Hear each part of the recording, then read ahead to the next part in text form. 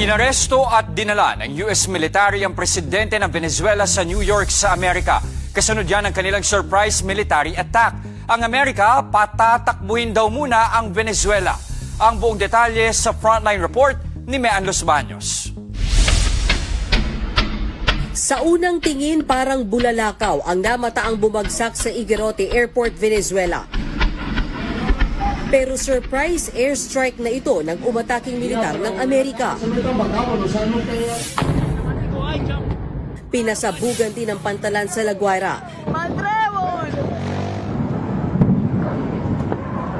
At binomba rin ang capital city na Caracas. Mira eso.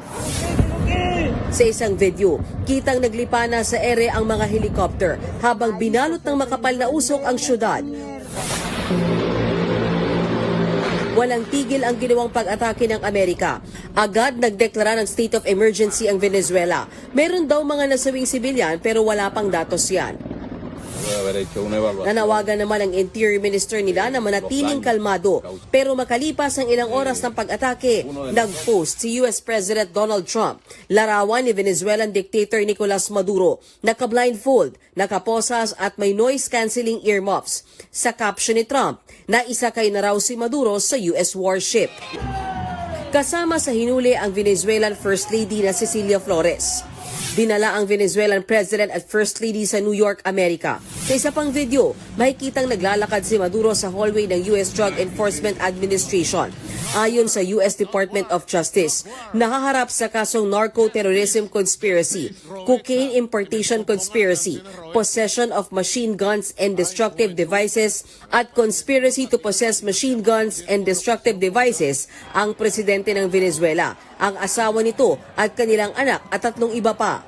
Hindi pa malinaw kung kailan ang kanilang first court appearance pero ayon kay US President Trump, haharapin nila ang hatol ng Amerika. Pero malinaw sa Amerika na success ang kanilang misyon. Maduro and his wife will soon face the full might of American justice and stand trial on American soil. Nag-ugat ang pag-atake ng Amerika sa Venezuela dahil sa umano'y drug smuggling boats sa Eastern Pacific at Caribbean Sea. August 19 pa nung nakaraang taon nang mag-deploy ang Amerika ng missile destroyer sa katubigan ng Venezuela. September nang unang mag-missile attack ang Amerika. Ang tanong ngayon, sino ang magiging leader sa Venezuela? Sagot siya ni Trump, We're going to run the country until such time as we can do a safe, proper, and judicious transition. Amerika rin daw ang hahawak ng oil reserve ng Venezuela. Tinawag naman ng mga Venezuela na imperialistang pag-atake ang ginawa ng Amerika.